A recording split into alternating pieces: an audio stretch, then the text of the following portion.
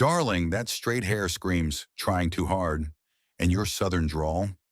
So? Quaint, Genevieve sneered, her diamond bracelet glinting under the rooftop chandelier. Beckett shifted uncomfortably, muttering, Mom, ease up, but his eyes stayed fixed on his plate, silent as the city skyline beyond. Ayana sat poised at the polished mahogany table in this glittering New York eatery, her bodycon dress hugging her curves like a second skin, every inch the vision of grace amid the opulence. Yet the barbs flew unchecked, her sleek locks deemed gaudy, her southern twang provincial, her black heritage dismissed as unfitting for their gilded world. No one intervened, not even her billionaire husband. She swallowed the humiliation, fork trembling in her manicured hand. Then, with a breath that steadied the storm inside, Ayana rose. Enough! The word hung like thunder. Forks froze midair. Wine glasses halted at lips. The table fell utterly silent. No clink of silverware, no whispers of disdain. In that hush, she reclaimed her power, unraveling their world forever. What secrets did her voice unearth? Would Beckett finally choose her over legacy? Stay. The fallout will grip you. The hum of Manhattan's evening pulse faded as Ayana pushed through the heavy glass doors of the gallery on West 57th Street. It was one of those crisp autumn nights where the city air bit just enough to sharpen the senses, carrying whispers of fallen leaves and distant taxi horns. At 32, Ayana had learned to savor these stolen moments. Away from the relentless rhythm of her days, mentoring at-risk Black youth in Brooklyn, where every success story felt like a hard-won victory against the grind. Tonight, though, she sought solace in art, a sanctuary where her soul could breathe without apology. Her long, straight hair cascaded like a silken veil down her back, catching the soft glow of recessed lights as she stepped into the main hall. She wore a simple black sheath dress that skimmed her curves with quiet elegance, heels clicking softly against the polished concrete floor. Ayana paused, heart quickening, as her eyes locked onto the centerpiece, an abstract masterpiece by Ebony Hale, a rising Black artist whose work pulsed with the raw fury and fragile hope of ancestral memory. Swirls of deep indigo and fiery ochre bled into one another on the canvas, evoking the Mississippi Delta floods that had swallowed her great-grandmother's dreams, stories her mother had whispered like sacred incantations during humid southern summers. A lump rose in Ayana's throat, unbidden. She wasn't one for public tears, but here in this sterile space of wealth and whispers, the painting stripped her bare. It wasn't just color and form. It was a mirror to the quiet rage she carried, the kind that simmered when funding for her nonprofit dried up, or when donors patted her on the back with condescension masked as praise. You're doing God's work, they'd say, their eyes glazing over her passion as if it were a quaint hobby. Ayana reached out, fingers hovering inches from the frame, tracing the invisible lines of resilience. In that touch, she felt seen, truly seen, for the first time that week. Her chest tightened with a bittersweet ache, a reminder that beauty often bloomed from the cracks of pain. She didn't notice him at first. Beckett Harrington stood a few feet away, his broad shoulders cutting a sharp silhouette against the canvas's chaos. At 35, he was the unassuming king of a tech empire built on algorithms that predicted human desires before they formed. Software that powered everything from stock trades to personalized playlists for the elite. Tonight, he sought escape too, fleeing boardroom battles where every decision weighed like lead. Dressed in a tailored navy suit that hugged his athletic frame, his dark hair tousled just enough to hint at rebellion, Beckett stared at the painting with an intensity that bordered on hunger. His jaw clenched subtly, green eyes narrowing as if decoding a cipher only he could see. Ayana stepped closer, drawn by the shared silence, her breath catching when their gazes collided. There was no polite nod, no awkward gallery small talk. Instead, a spark, electric, uninvited, crackled between them. Beckett's lips curved into a half smile, tentative yet warm, like sunlight piercing storm clouds. "It's alive, isn't it?" he said, his voice low and resonant, carrying the faint clip of a Boston upbringing polished by Ivy League halls.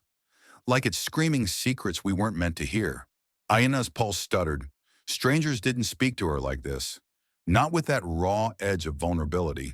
Most men in these circles size her up like a curiosity, their compliments laced with the sting of otherness.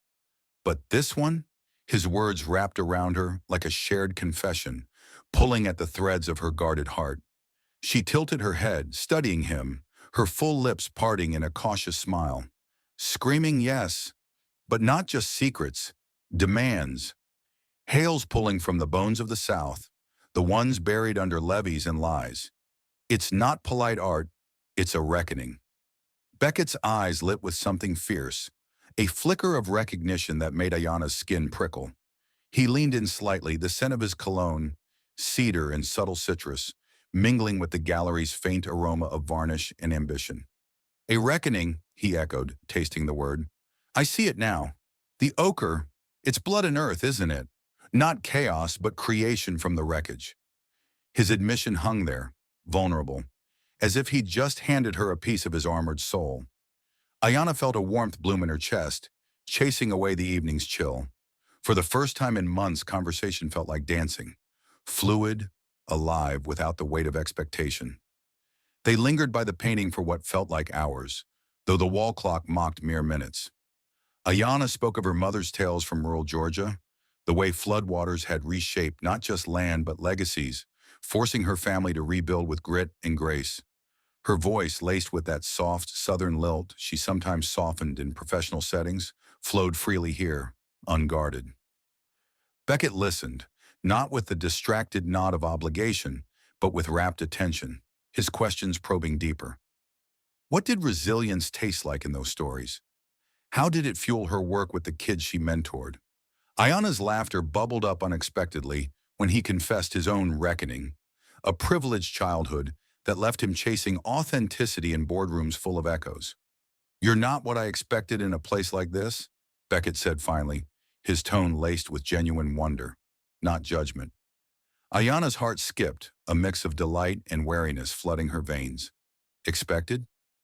The words stung faintly, evoking board meetings where her ideas were innovative but never quite viable.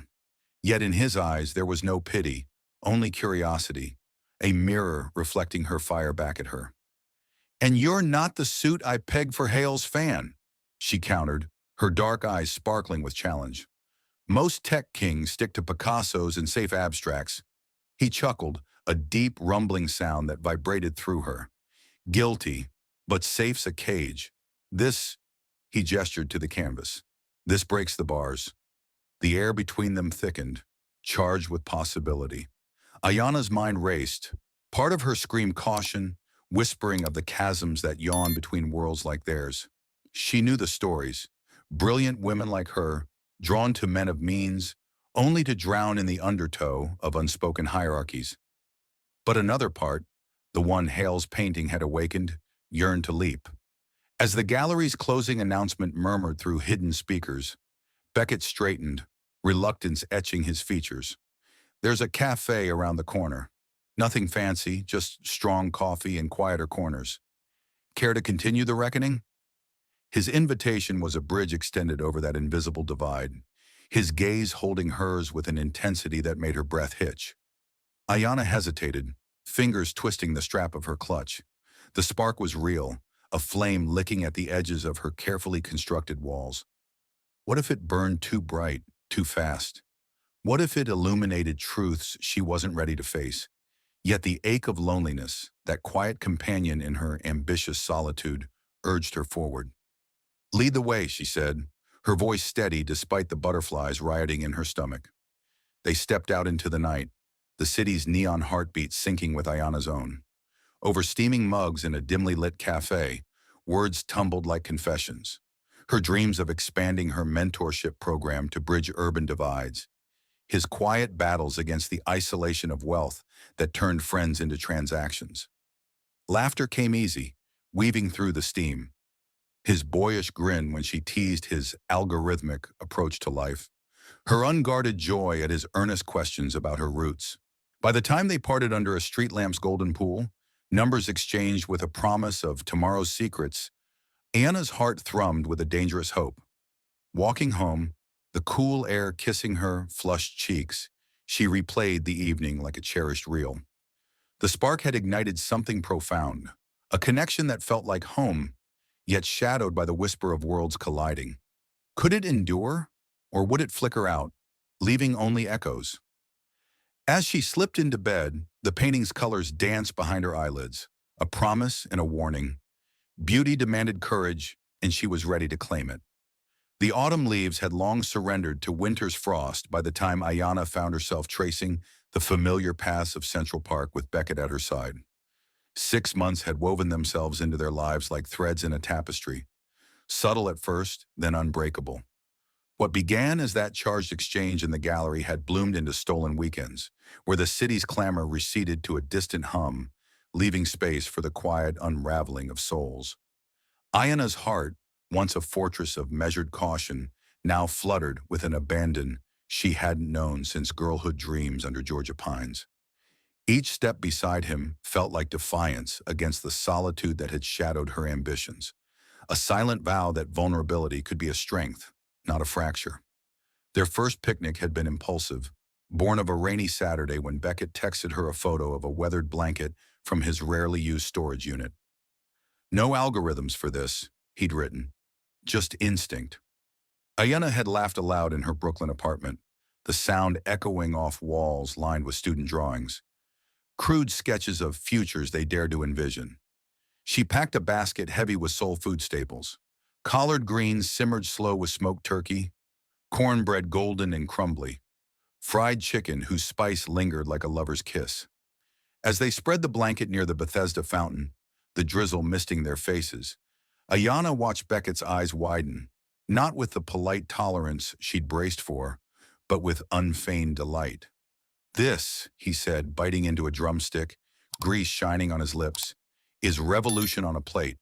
Tell me the stories behind it, the ones that taste like home." And so she did, her southern drawl unfurling like a river after rain, carrying tales of her mother's kitchen in Macon, where pots clanged like war drums against poverty's siege. Ayana's voice trembled at the edges, not from shame, but from the raw ache of memory.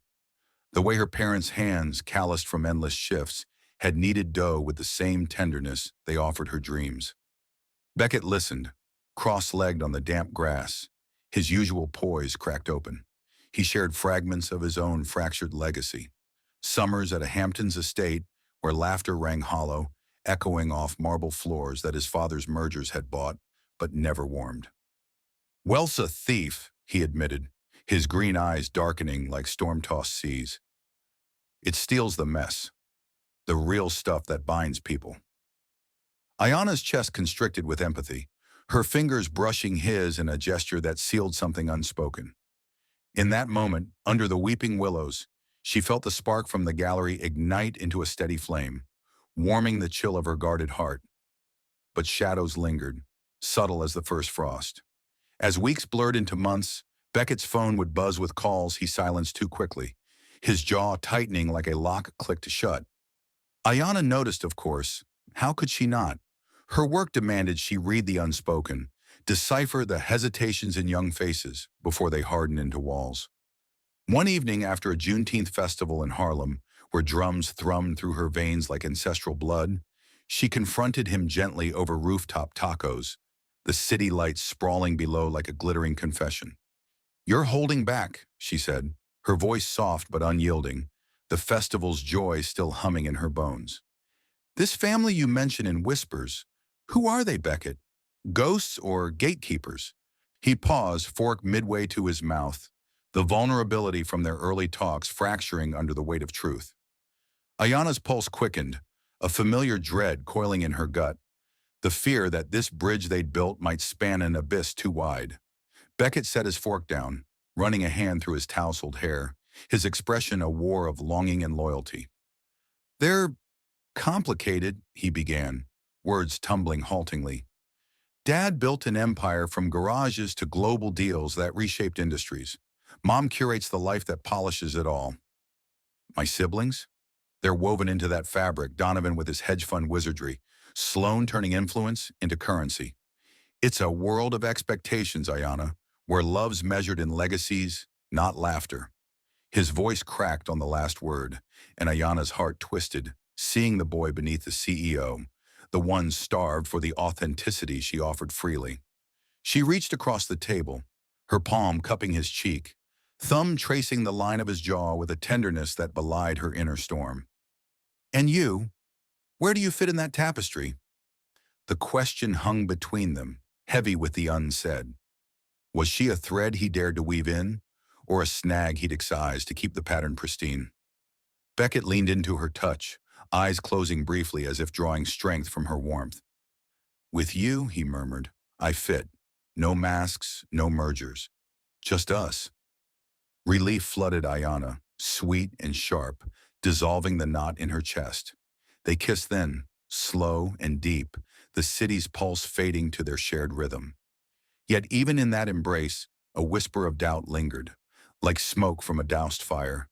How long before those gatekeepers demanded their toll? The tension simmered through their escapades, an undercurrent that only heightened the highs. Their trip to New Orleans became legend in Ayana's memory, a whirlwind of jazz-soaked nights where the Delta's spirit seemed to conspire in their favor. They'd wandered the French Quarter hand in hand, the air thick with magnolia and mischief, beads from Mardi Gras strands catching in Ayana's straight hair like stars in a midnight sky.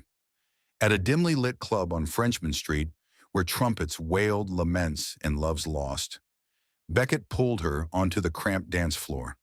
His movements were earnest, unpolished, far from the waltzes of his upbringing, mirroring her own sway born of backyard barbecues and church revivals. Ayana laughed, head thrown back, the sound pure and unfiltered, her body alive with the thrill of being claimed without conquest. But midway through a sultry saxophone solo, his phone vibrated insistently in his pocket.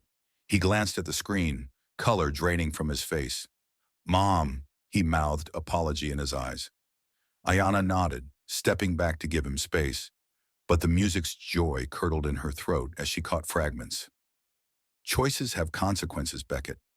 Think of the family." Her heart plummeted. A stone skipped across bayou waters, rippling with the old fears of being the choice that unraveled empires. When he returned, face etched with strain, she masked her hurt with a smile, pulling him back into the dance. "Let the music drown it out," she whispered, her arms around his neck a lifeline. Beckett nodded, burying his face in her hair, but Ayana felt the fracture, a hairline crack in their foundation, threatening to widen. As summer yielded to fall once more, the weight pressed heavier. Ayana threw herself into her work, channeling the unease into late nights crafting proposals for expanded mentorships, her office a glow of determination amid Brooklyn's shadowed streets. Beckett's visits grew fervent, as if compensating. Surprise deliveries of her favorite pralines, notes scrawled with promises of us against the tide. Yet the evasion gnawed at her, a quiet erosion of trust. One crisp evening, as they strolled the High Line's elevated paths, iron rails humming with the trains below, Ayana stopped, turning to face him under a canopy of wildflowers.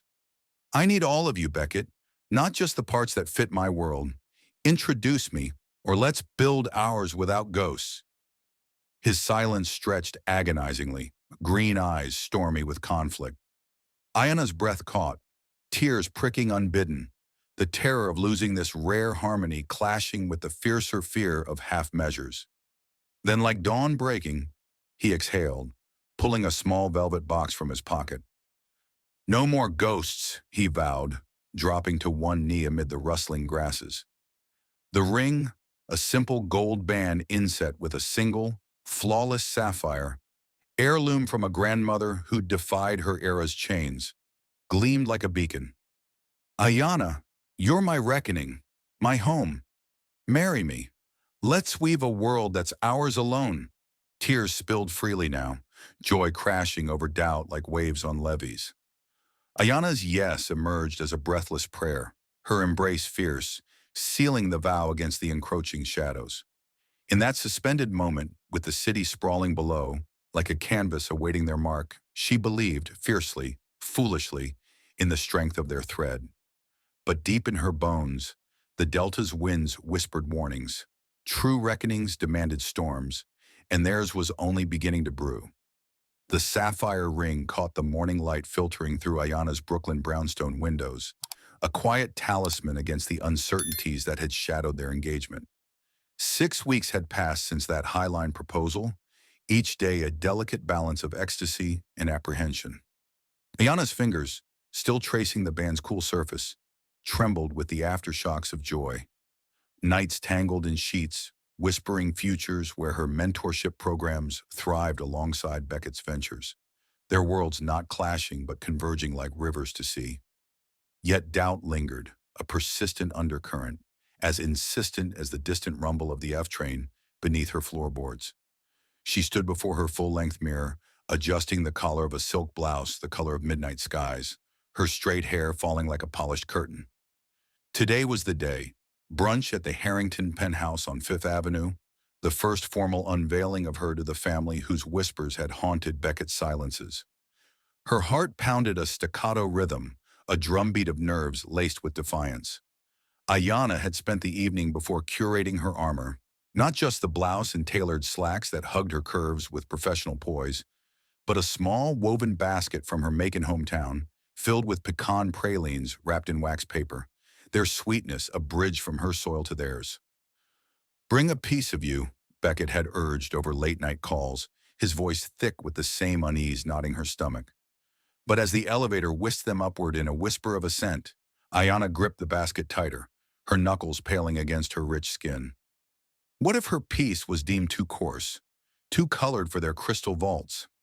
The thought clawed at her throat, evoking memories of job interviews where her passion was praised but her presence politely sidelined. She glanced at Beckett, his hand warm in hers, his jaw set with a determination that mirrored her own. "We've got this," he murmured, squeezing gently. Ayana nodded, swallowing the lump of fear, her love for him a fierce anchor amid the rising tide of what-ifs. The penthouse doors parted like theater curtains, revealing a realm of understated excess. Floor-to-ceiling windows framing Central Park's autumn blaze, walls adorned with Rothkos that bled emotion in muted strokes, air scented with bergamot and old money. Genevieve Harrington glided forward first, a vision in pearl gray cashmere, her silver-streaked bob impeccable, smile as crisp as fresh linen. At 60, she embodied the quiet command of society columns, curator of galas, whisperer of alliances. "Beckett, darling," she cooed, pecking his cheek before turning to Ayana, her blue eyes appraising like a jeweler with flawed gems. "And you must be Ayana. How intriguing." The word landed softly, but Ayana felt its edges. Curious, yes, but laced with the chill of assessment. She extended the basket, her voice steady despite the flutter in her chest. "Pralines from my family's recipe. A taste of Georgia to share." Genevieve accepted it with manicured fingers, her nostrils flaring subtly at the warm, nutty aroma wafting free. "How quaint," she replied, setting it aside on a marble console, as if it were a charming relic from a bygone fair. Ayana's smile faltered, a pang of rejection twisting like a knife, her heritage offered in vulnerability, dismissed with a syllable. Harlan Harrington loomed next, broad and silver-haired, his handshake firm but fleeting, eyes sharp behind wire-rimmed glasses. The patriarch of Harrington Dynamics, he'd forged fortunes from Silicon Dreams, his voice a gravelly timbre honed in boardrooms. "Welcome," he boomed, though his gaze skimmed her like a contract clause to skim later. "Beckett's told us. Bits. Sit. Sit. Coffee's brewing. Ethiopian, single origin." The table gleamed under a cascade of sunlight, laden with artisanal croissants and artisanal jams that whispered of Provence and privilege. Donovan, Beckett's elder brother, occupied the head, his hedge fund polish evident in the crisp lines of his button-down, cufflinks glinting like tiny accusations. Beside him sat Sloane, his wife, her blonde waves cascading artfully, Instagram-ready poise masking the influencer empire she'd built on sponsored serenity. Ronan, the youngest at 28, slouched with boyish charm, his graphic tee a subtle rebellion against the family's tailored tide. As seats were claimed, Ayana felt the room's invisible currents shift, eyes converging on her like spotlights on a stage unready. Conversation flowed in rivulets at first. Harlan regaling the table with a recent acquisition, a software patent that promised to revolutionize supply chains, his laughter booming like thunder over prairies. Ayana nodded, interjecting thoughtfully about ethical sourcing in tech, her words drawing a brief flicker of interest from Ronan. "That's the angle we need," he said, leaning forward, his grin genuine, cutting through the frost. "Kids like the ones you work with, they're the future coders, right? Underdogs coding the next wave." Ayana's heart swelled at the validation, a brief bloom of warmth amid the chill. Here was an ally, untainted by the elder's reserve, but the undercurrents swelled. Genevieve, sipping her coffee with the delicacy of a porcelain doll, tilted her head toward Ayana. "Beckett mentioned your endeavors. Mentoring, was it? In Brooklyn?" The question hung, polite veneer over probing steel. Ayana straightened, pride igniting like embers fanned to flame. "Yes, guiding Black youth toward tech and arts. Last quarter we placed 15 interns in internships. It's about equity, giving them tools to claim their space." Her voice carried the fire of conviction, that southern lilt wrapping her words in honeyed resolve. Genevieve's lips pursed faintly, a smile not quite reaching her eyes. "Noble, truly. Such passion for the underserved. It must be rewarding in its way." The qualifier, in its way, struck like a veiled slap, implying her work a sideline, not a summit. Ayana's cheeks burned, not from flattery but the sting of diminishment. Her achievements reduced to charity's footnote. Donovan chimed in then, his tone casual as a stock tip. "Equity's the buzzword now, isn't it? We're funding a diversity initiative. Token hires to check boxes. Works wonders for PR." Sloane nodded, scrolling her phone discreetly, then glancing up with a saccharine smile. "Adorable, really. I did a post on Urban Uplift last month. Got 10,000 likes. What's your handle? We could collab." Ayana's stomach churned, the offer feeling less like a partnership and more like a pat on the head. Her life's fire, repackaged for algorithms and aesthetics. Whispers followed, soft but slicing. Sloane to Donovan. "She's different, isn't she? Bold choice for Beck." He murmured back, "Family's image. Harlan won't love the optics." Ayana's ears burned, the words coiling around her heart like vines, squeezing the air from her lungs. She glanced at Beckett, pleading silently for intervention. But he carved his grapefruit with mechanical precision, gaze averted, trapped in the crossfire of loyalties. Ronan's foot nudged hers under the table, a silent, "hang in," but it did little to staunch the bleed of isolation creeping through her veins. The pralines sat untouched, their sweetness mocking her gesture, a symbol of bridges half-built. As plates cleared, Harlan steered to safer waters, golf scores and gala invites, but the damage lingered, a bruise blooming beneath Ayana's skin. Genevieve's parting embrace was airlight, perfume cloying. "Do visit again, dear. We're all about expanding horizons." The condescension dripped, sweet as poisoned honey, leaving Ayana adrift in a sea of polished facades. In the elevator's descent, tears welled unbidden, hot tracks down her cheeks. Beckett pulled her close, his arms a harbor against the storm. "I'm sorry," he whispered, voice ragged with regret. "They're set in their ways. Old guards, slow to shift. But they'll see you, Ayana. The fire in you. It's undeniable. Give them time." She leaned into him, inhaling the familiar cedar of his scent, her sobs muffled against his shirt. "Time?" The word echoed hollow, a plea from the privileged blind to their own barriers. Ayana's mind raced with the evening's echoes, the quaint dismissals, the whispered optics, the untouched pralines like offerings spurned. Hurt warred with resolve in her chest, a tempest threatening to drown the love that had carried her here. "I need them to see me now, Beckett," she said finally, voice cracking like dry earth. "Not as a horizon to expand, but as the center of my own world, and yours." He cupped her face, thumbs brushing away tears, eyes fierce with promise. "You are. Swear it. We'll make them see, or we'll build without them. Ayana searched his gaze, finding the spark from the gallery still burning, dimmed but defiant. She nodded, wiping her eyes, the ache in her heart sharpening into something steely. Determination, unyielding as delta clay. As they stepped into the sun-dappled street, hand in hand, she clung to that vow, even as doubt's shadow stretched long. Love was a reckoning after all, and hers, she sensed, would demand a fiercer storm to truly break through.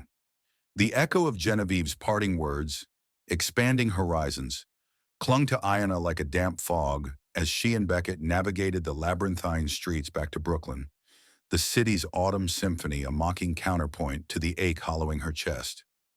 That brunch had been a baptism by ice water, submerging her hopes in the chill of subtle exclusions, leaving her gasping for the warmth they'd forged in stolen moments. Yet love, stubborn as kudzu, wrapped tighter around her resolve. In the weeks that followed, Ayana threw herself into the union with a fervor bordering on ferocity, determined to prove, to herself, to Beckett, to the ghosts of Fifth Avenue, that bridges could be built from the sturdiest timbers of compromise. She enrolled in online coding courses, her nights blurring into a haze of syntax and screens, fingers flying over keys in a bid to mirror Beckett's world. For us, she'd whisper to her reflection in the glow of her laptop, ignoring the exhaustion etching lines around her eyes. Each mastered loop, each debugged function, felt like a step across the divide, a way to whisper, "I see you too." Marriage unfurled in fits and starts, a tapestry of tender intimacies threaded with invisible barbs. Their wedding had been a quiet affair in a Harlem brownstone garden, vows exchanged under a canopy of dogwood blossoms. Ronan's best man toast the only familial concession, a heartfelt ramble about finding the code that cracks the heart's firewall. Ayana had beamed through tears, her straight hair woven with fresh magnolias, heart swelling at Beckett's gaze, fierce and unblinking, as if she were the algorithm solving his every equation. But the honeymoon's haze lifted to reveal the penthouse's shadow looming larger. Ayana moved into their Soho loft, a sleek expanse of glass and steel where her woven baskets from Macon sat like islands in a sea of minimalism. She adapted, curating corners with touches of her Delta soul, framed student sketches beside Beckett's abstract prints, soul records spinning on lazy Sundays to counter the hum of his home office servers. Yet the family's orbit pulled inexorably, drawing her into its gravitational chill. Charity galas became her battlefield, where Ayana glided in tailored gowns that accentuated her lithe form, her presence a calculated blend of poise and plea. At one such event, a glittering fundraiser for urban arts at the Met, she'd pitched her mentorship program's expansion to a cluster of Harrington donors, her voice steady as she outlined pathways for Black youth into creative industries. "It's not charity," she insisted, eyes locking with Harlan's across the crystal flutes. "It's investment, in voices long silenced, stories that will redefine the canvas." Applause rippled, polite and perfunctory, but Genevieve's later aside over caviar canapes sliced deeper. "Such eloquence, dear, though one wonders if the boardrooms are quite ready for unpolished narratives."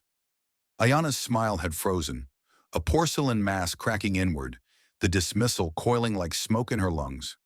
She excused herself to the terrace, gripping the balustrade until her knuckles ached, the city's lights blurring through unshed tears. Unpolished? The word festered, a reminder that her fire, no matter how honed, was still deemed rough-hewn in their eyes. Beckett found her there, his arms encircling her waist from behind, chin resting on her shoulder as the night air nipped at their skin. "You're brilliant," he murmured, lips brushing her ear, his breath a balm against the sting. "They'll come around, or they won't. But you're my North Star." Ayana leaned back into him, the solid wall of his chest a temporary fortress, her body melting against his in a silent plea for absolution. In those moments, doubt dissolved, replaced by the electric hum of their connection. The way his fingers traced lazy patterns on her abdomen, igniting sparks that chased shadows away.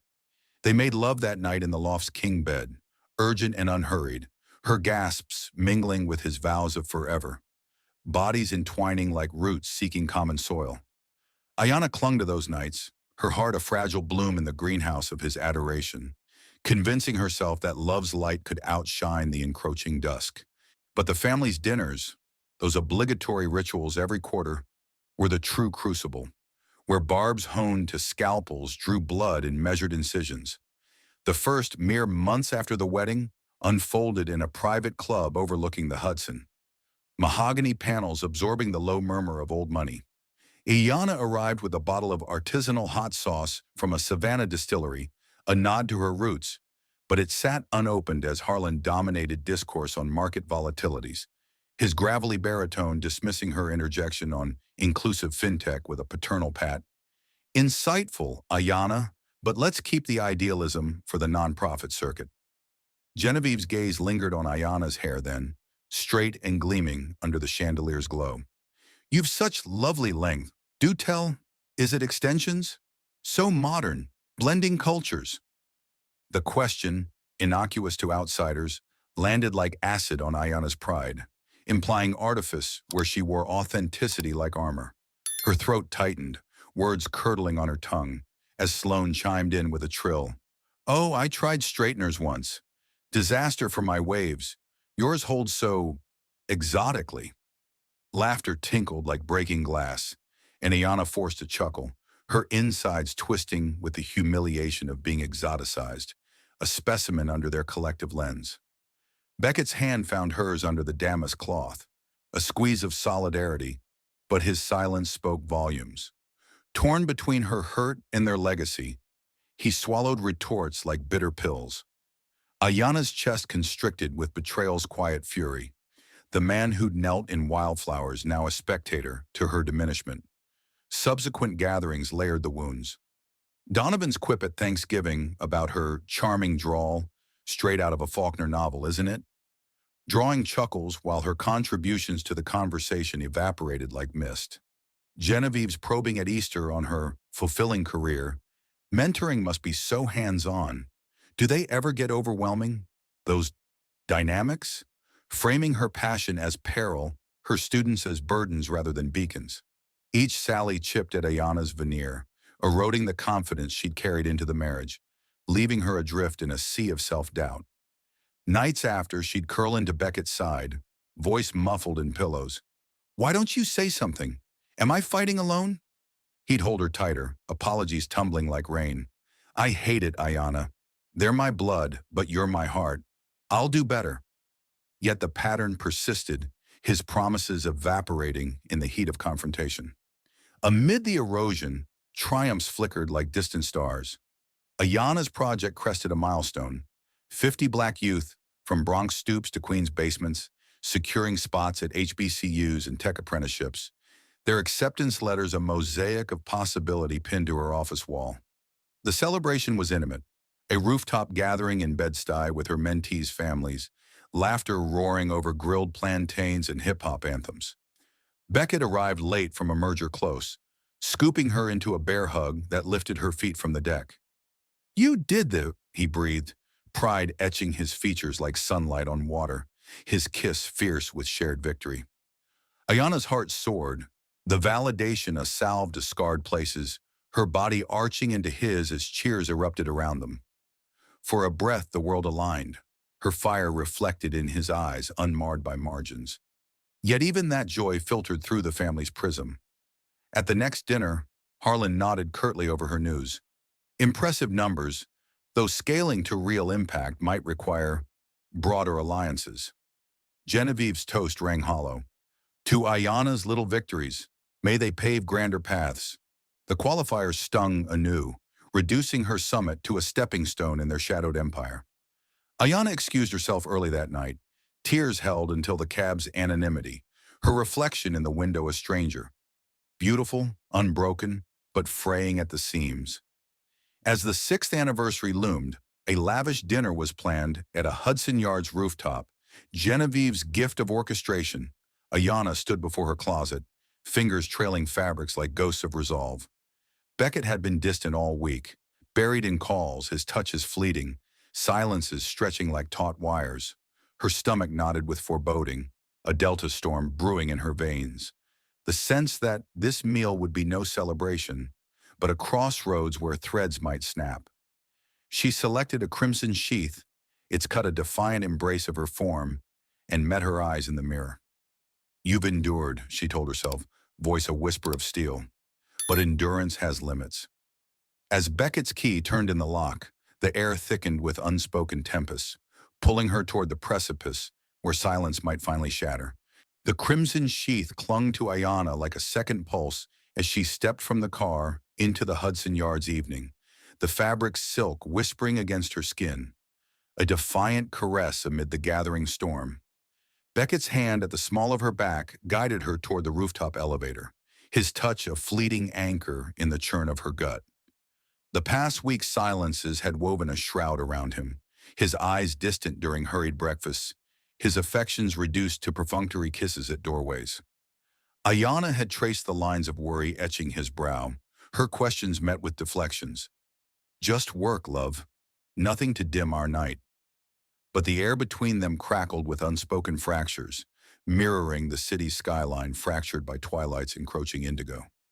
As the elevator ascended, smooth and silent, Ayana's heart hammered against her ribs, a wild bird caged in bone.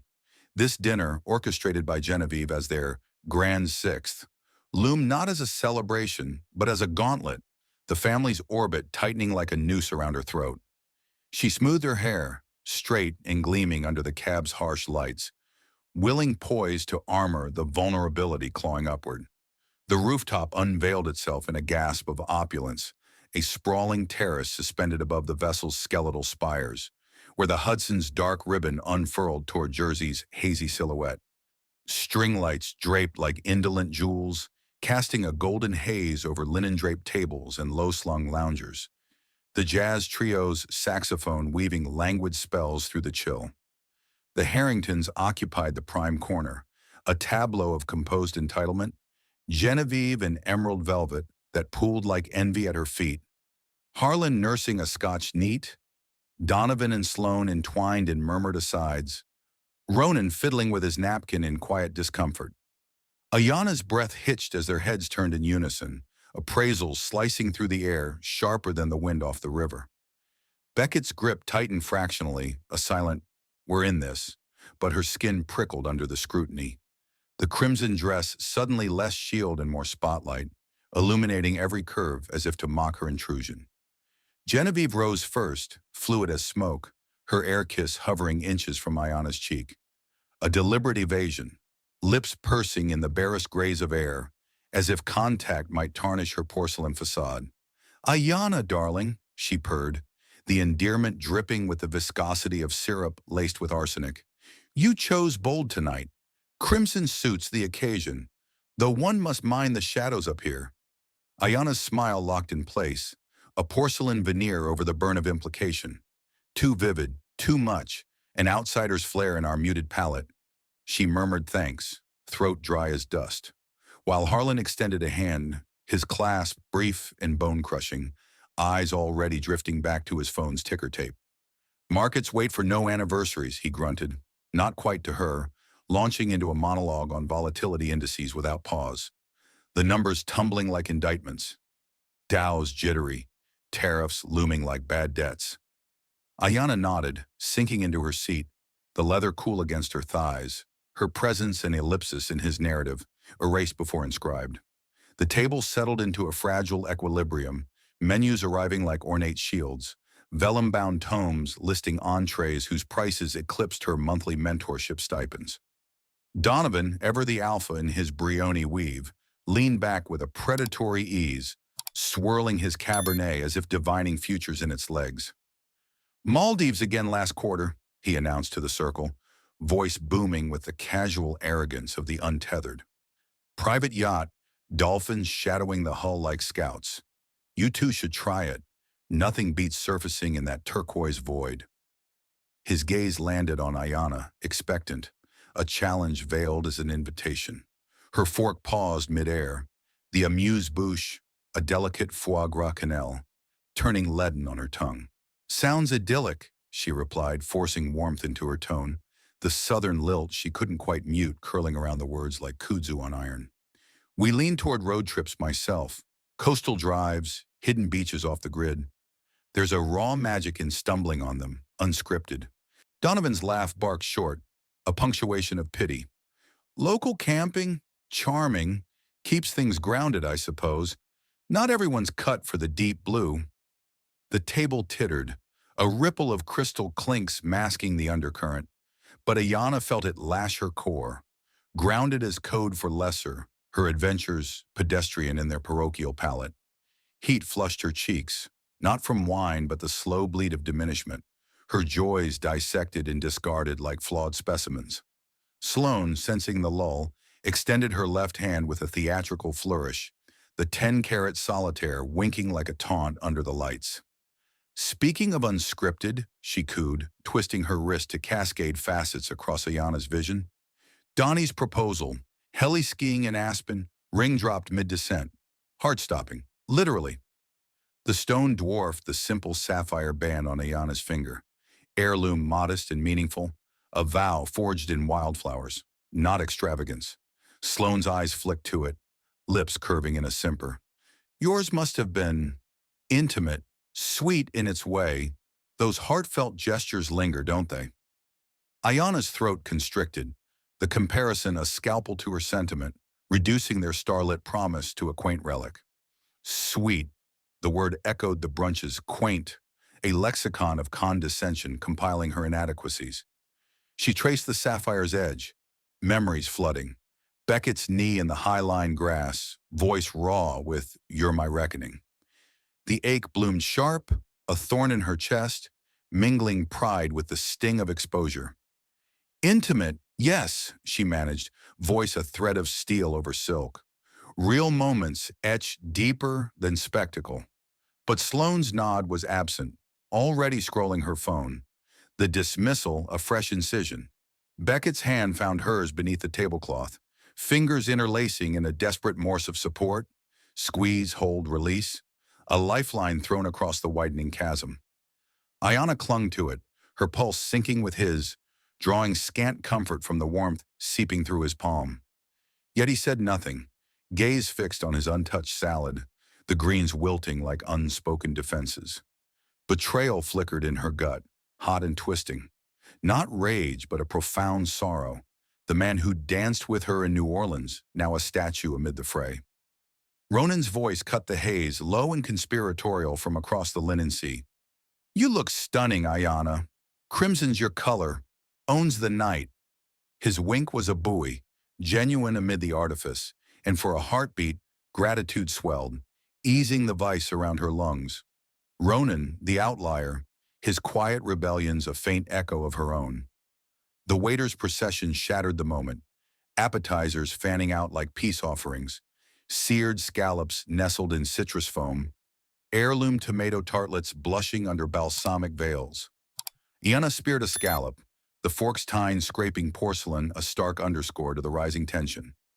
Each bite turned ashen in her mouth, flavors muted by the thickening air, the jazz trio's melody now a dirge underscoring her isolation.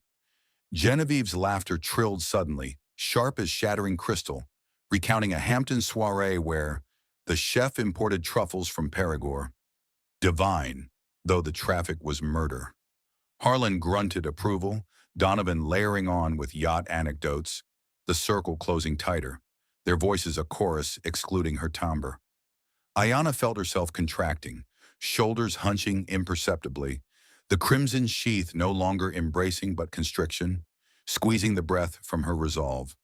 The skyline mocked from beyond the glass balustrade, towers of glass and ambition, indifferent to the woman shrinking within one. As the plates cleared with balletic efficiency, Ayana's gaze drifted to Beckett, pleading in its silence. Speak now, love, claim our space. But his eyes remained downcast, jaw clenched in impotent fury she could almost taste. The hand in hers gone slack. Despair welled, cold and viscous, pooling in her belly, a tide eroding the shores of her endurance. The wind gusted sharper, rattling the terrace screens, mirroring the Gale building within. How much longer could she swallow the shards, feigning fortitude for the sake of a vow fraying at its hems? Ronan's sympathetic glance met hers, a fleeting solidarity, but it couldn't stem the swell. The main courses loomed on the horizon, menus folding like closing traps, and Ayana braced, heart a war drum in the gathering dusk, knowing this night teetered on the razor's edge where silence might finally yield to storm. The main courses arrived like heralds of deeper reckoning, borne on silver trays by waitstaff whose deference bordered on invisibility, their gloved hands arranging porcelain altars of foie gras and truffled risotto with ritual precision.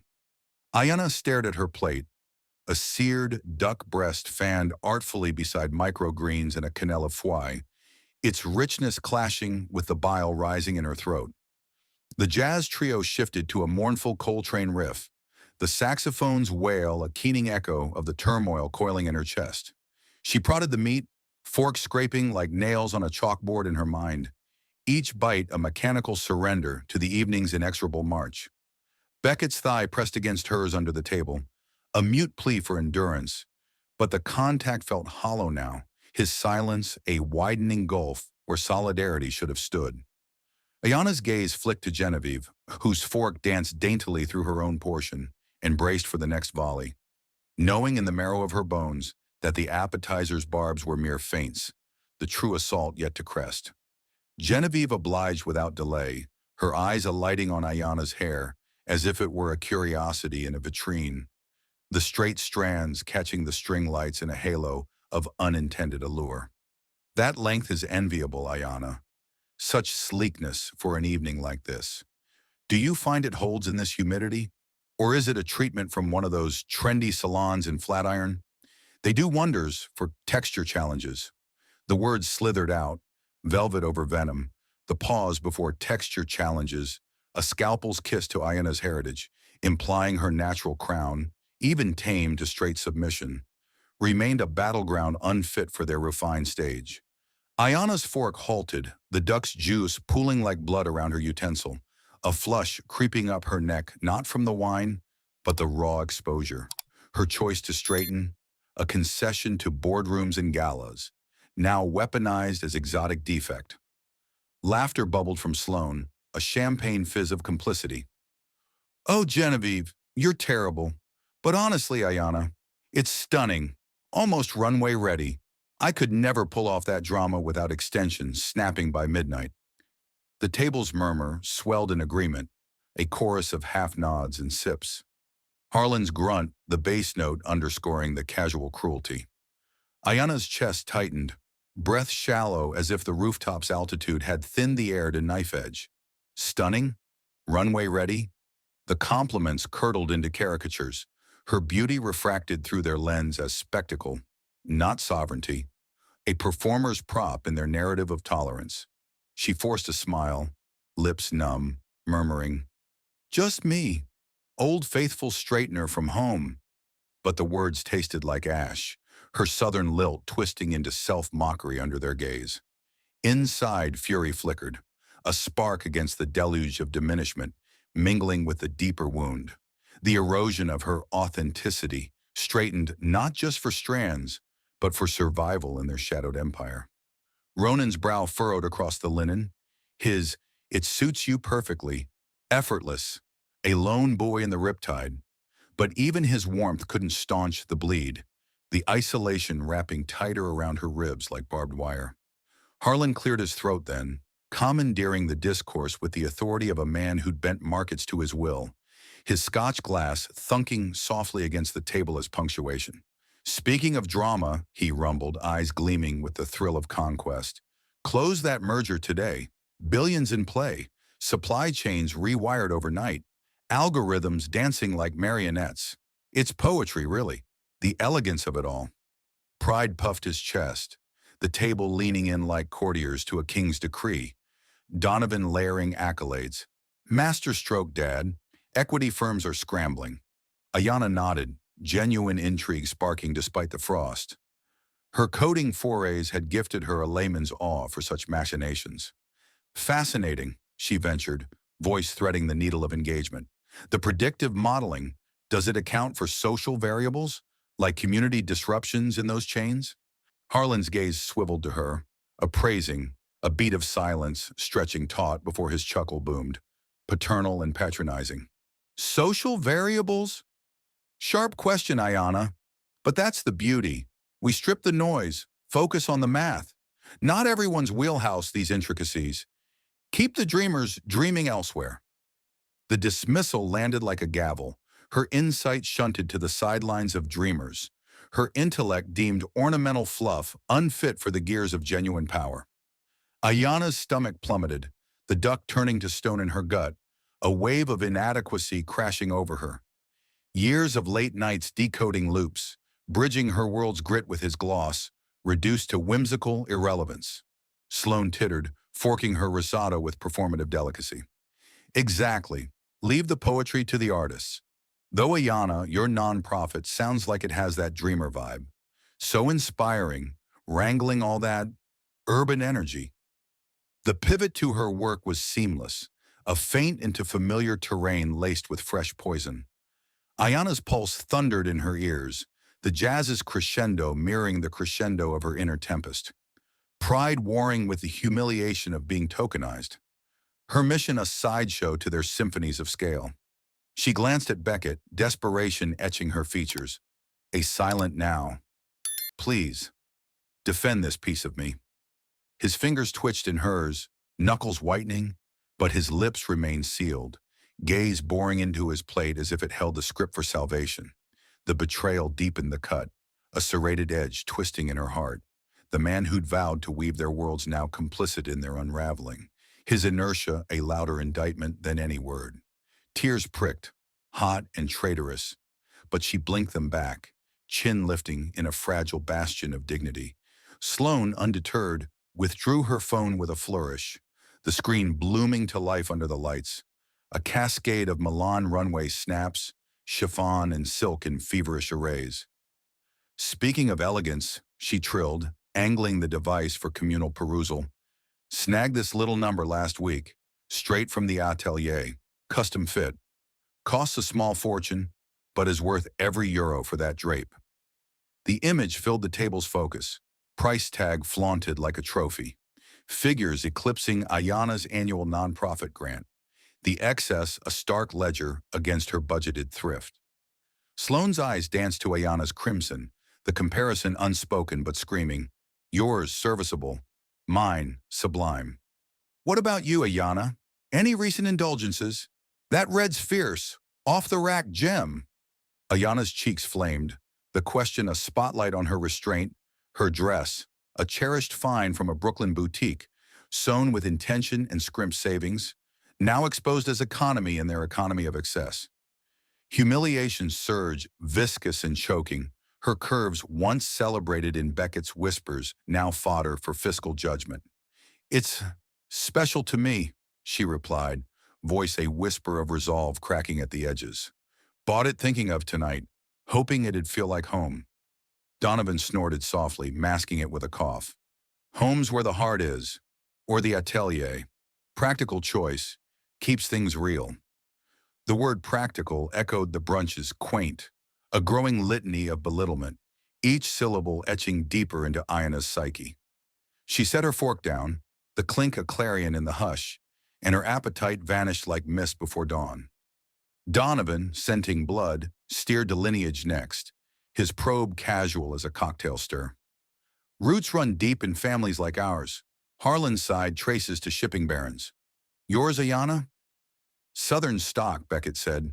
Must be resilient, grinding through those post office queues and garage bays. Not easy, building from the bottom, shapes a certain tenacity. The inquiry, framed as curiosity, reeked of dissection.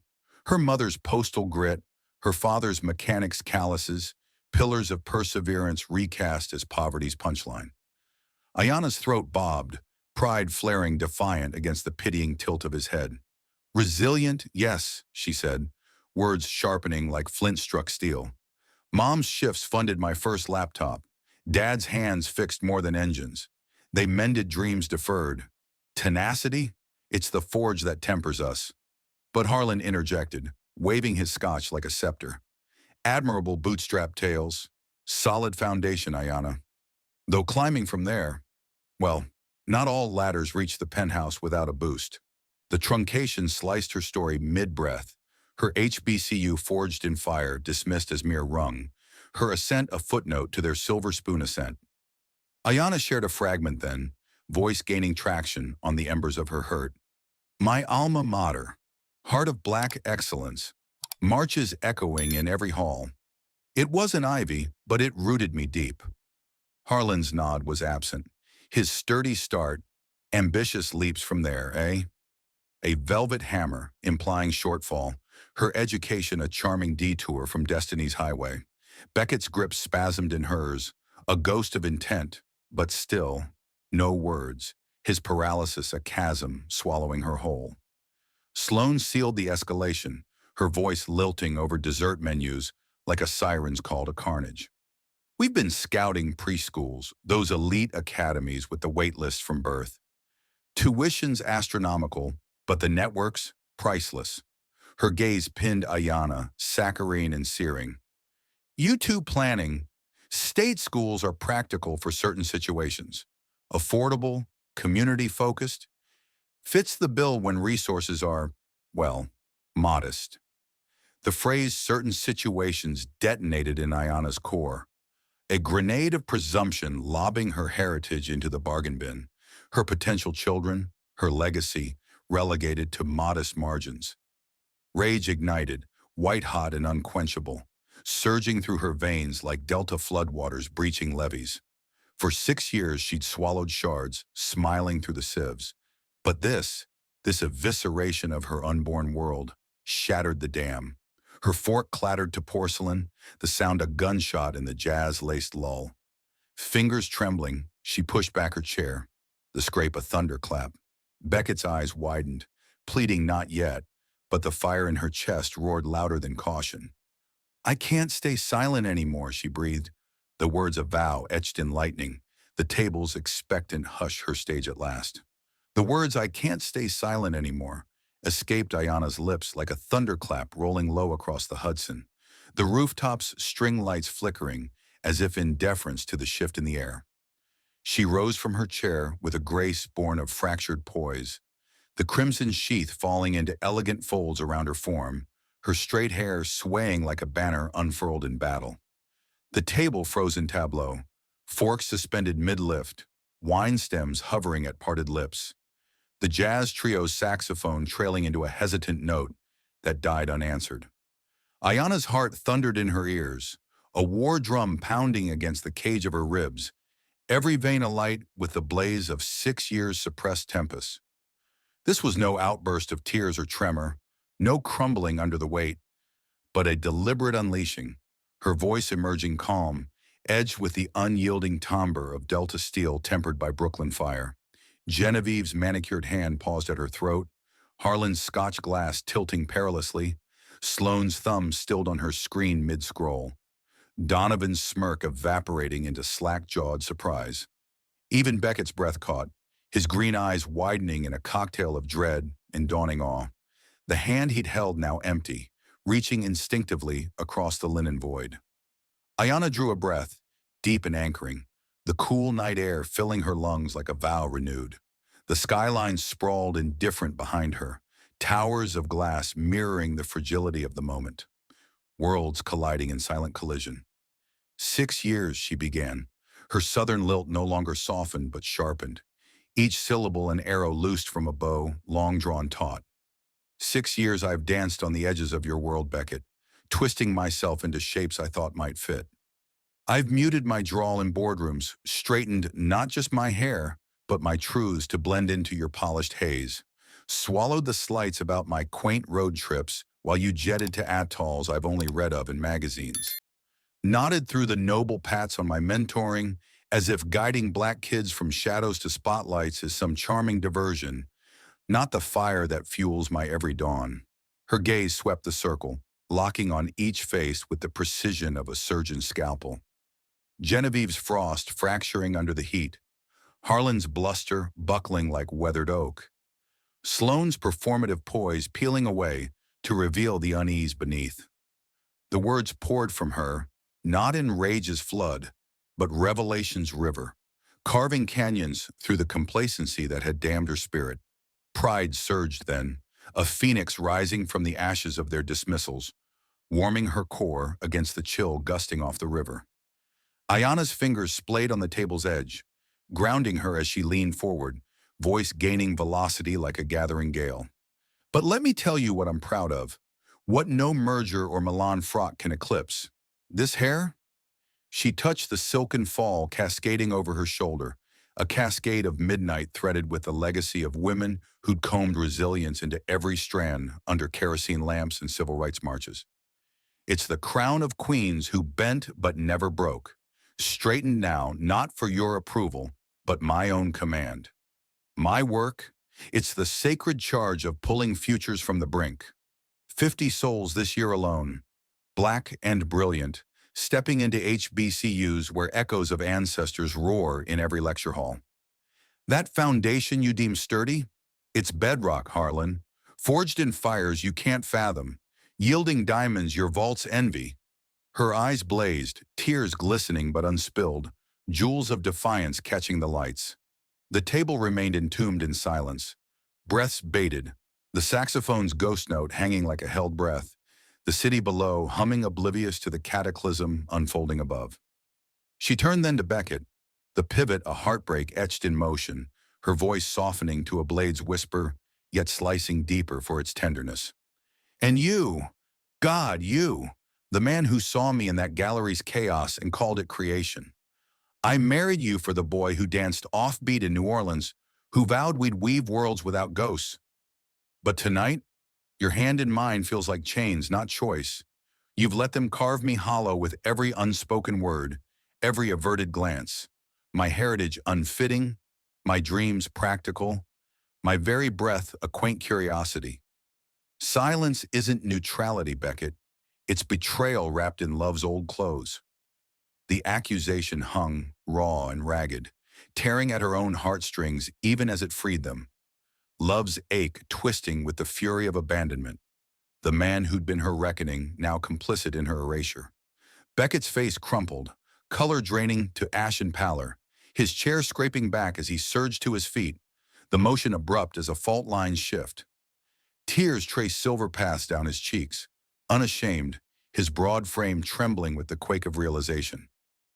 Ayana, he choked, voice breaking like thunder's aftermath. You're right, every lacerating word.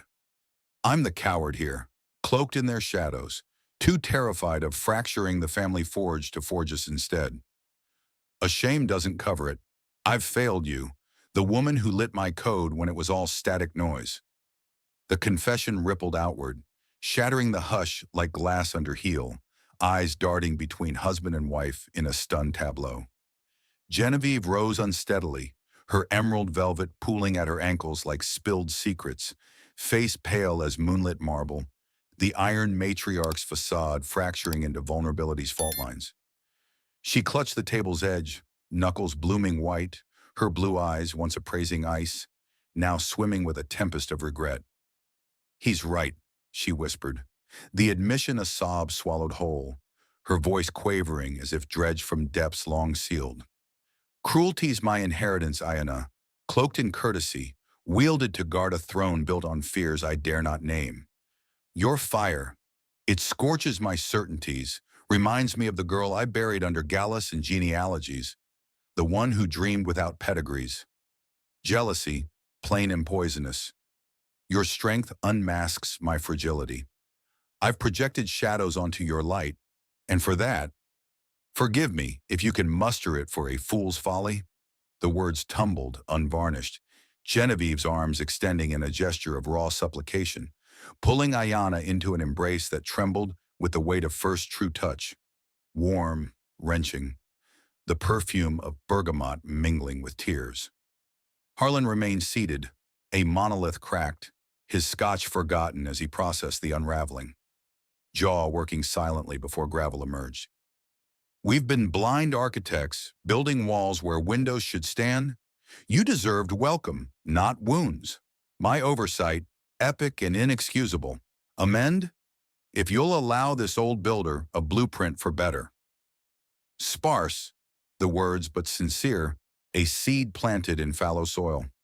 Sloane's phone clattered to the table, Forgotten idol toppled, real tears streaking her flawless makeup as she stood, voice small against the wind. Envy's my venom too. Your unscripted joy with him? It mocks my scripted shine. Sour since the start, meaner still. Rebuild, Ayana, please. Donovan nodded mutely, shame etching his features, while Ronan's quiet, finally, broke into a relieved grin, his hand clapping Beckett's shoulder in solidarity. The table exhaled collectively, the silence yielding to a tentative thaw. Apologies weaving into hugs, arms encircling in a circle broken and remade. Ayana sank back into her seat, body quaking with the aftershocks of release. Beckett's arm around her shoulders, a renewed vow. His whispers of, I choose you, always now fierce, a balm to the raw edges. The jazz trio, sensing the pivot, eased into a softer ballad, saxophone crooning redemption's refrain. Conversation bloomed anew, fragile petals in frost-kissed dawn, Genevieve leaning in, eyes alight with genuine curiosity. Tell me more of those HBCU echoes. What marches fuel your program? Harlan probing with unfeigned interest. Social variables and chains. Your angle, Ayana. Let's dissect it properly. Sloan, phone silence, soliciting. That urban energy you wrangle. Strategies for my next collab? Real ones, not likes. Laughter threaded through, tentative then true. The rooftops chill, yielding to shared warmth. Ayana's project unfolding like a map to uncharted alliances. As desserts wheeled forth, chocolate ganache, veiling berries like secrets softened, Ayana felt the storm's eyes settle, exhaustion mingling with exhilaration in her bones. The skyline twinkled complicit now, witness to a fracture mended in the forge of her voice. Beckett's kiss to her temple lingered, a seal on the night's alchemy. But beneath the harmony hummed a deeper query. Could this hush endure the dawn, or was it merely an interlude before the next gale? The wind whispered no answers, carrying them toward home's uncertain harbor, where reckonings once voiced demanded deeds to echo. The ganache's velvet cloak over ruby berries did little to sweeten the aftertaste of revelation, each spoonful a ritual reclaiming the rooftop from rupture's rubble. Ayana savored the tart burst on her tongue, the chocolates melt a metaphor for the night's alchemy, bitter foundations yielding to unforeseen silk. Beckett's arm remained a steady curve around her shoulders, his thumb tracing absent circles on her upper arm, each pass a whispered litany of atonement, his body heat a firewall against the wind's insistent probe. The apologies had cascaded like a dam breached, flooding the terrace with raw confessions that hung in the air, heavy with the scent of river mist and possibility. Ayana's body, still humming with the quake of her unleashing, leaned into him, exhaustion weaving through her limbs like twilight's gentle siege. Yet beneath the languor stirred a vigilant ember, gratitude laced with guarded hope, her heart a sentinel scanning the horizon for dawn's true colors. The jazz trio, attuned to the shift, coaxed a lighter melody from their instruments, clarinet lilting like laughter rediscovered. The rooftops hush, evolving into a tentative symphony of reconnection. Genevieve, her emerald velvet now rumpled from the embrace's fervor, leaned across the table with a vulnerability that softened her sharp edges. Eyes, once glacial appraisals, now pools of earnest inquiry. Those HBCU echoes you spoke of, Ayana, she ventured, voice threading the jazz's undercurrent like a needle through fine weave. The marches fueling your program. What do they sound like in the quiet hours? I've only read the histories, never felt their pulse. The question landed not as a probe, but a pilgrimage. Genevieve's fingers twisting her napkin in uncharacteristic fidget, the matriarch unmasked as a seeker. Ayana paused, berry poised midair, the sincerity catching her off guard. A bridge extended not from obligation, but origin's ache. Her chest expanded with a breath unburdened, the pride she'd armored swelling freely now. Like heartbeats in the dark, she replied, voice resonant with the rhythm of recalled rhythms, low and insistent, syncing with the ones who marched before. Selma's steps echoing in code labs, Birmingham's fire lighting late-night study halls. It's not just history, it's inheritance, Genevieve, passed hand to hand, generation to generation, unbreakable as the roots that hold the delta soil. The words wove their spell, drawing nods from the circle, Harlan's gravelly interjection rumbling forth like thunder's echo. Inheritance, he mused, leaning forward, elbows on linen in uncharacteristic disarray, his wire-rimmed gaze sharpening with the hunger of a builder eyeing untapped quarries. Reminds me of supply chains, vulnerable links, but fortified right. They hold empires. Your social variables, Ayana, disruptions in those urban chains. Let's unpack it. How would you thread equity into the models? Real blueprints, not boardroom fluff. The pivot from dismissal to dialogue sent a thrill through Ayana's veins, validation blooming warm in her core. The patriarch's mind, once a monolith of metrics, now cracking open to her contours. She set her spoon down, leaning in, the crimson sheath shifting like a conspirator's cloak. Start with the margins, she explained, words flowing with the fervor of a teacher igniting sparks. Map the human costs, lost wages in overlooked communities, the ripple of one factory's shadow on a neighborhood's dreams. Algorithms tuned to profit alone? They blindside, weave inequity metrics, diverse data sets from those very streets, and you predict not just markets but mending. Harlan's eyes lit, a rare grin cracking his facade, scribbling notes on a napkin with the intensity of a merger memo. By God, that's the missing variable. Practical poetry. We'll talk shop, Ayana. Breakfast next week? Sloane, makeup streaked but spirit rekindled, pocketed her phone with deliberate finality, the device a relic of distractions discarded. Urban energy, you're wrangling of it, she said, voice shedding its trill for timbre, leaning elbows on the table in mimicry of Harlan's earnest hunch. My next collab stalled. Wellness app for influencers, but it's all filters, no foundation. Strategies from your playbook? The real ones. How do you turn chaos into code, keep the kids hooked without the hooks feeling like chains?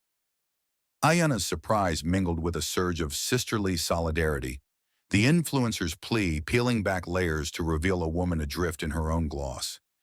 Empathy flooded her, softening the edges of old resentments, her hand reaching across to clasp Sloane's. The contact electric was shared seeking.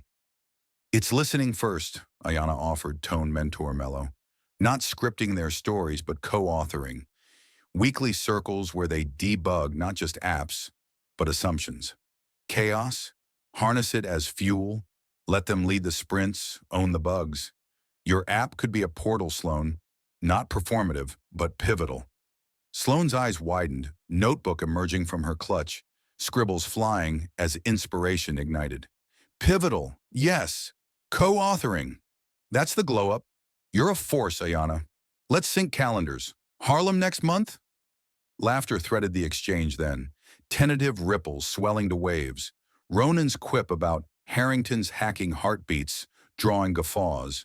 Even Harlan's bark joining the chorus. Genevieve, emboldened, ventured a tale from Beckett's boyhood, her voice lilting with unpracticed warmth. He once merged the neighbor's goldfish pond with our fountain. Disaster, but the glee in his chaos? Pure you, Ayana. Unscripted joy. The rooftop echoed with mirth, the wind's howl softened to an accomplice's hush. Ayana's ribs aching from shared hilarity, the sound a salve to scars long festering. Beckett's laughter rumbled deepest, his arm tightening around her, lips brushing her temple in a kiss laced with liberation. See? He whispered, breath hot against her skin. Your storm cleared ours.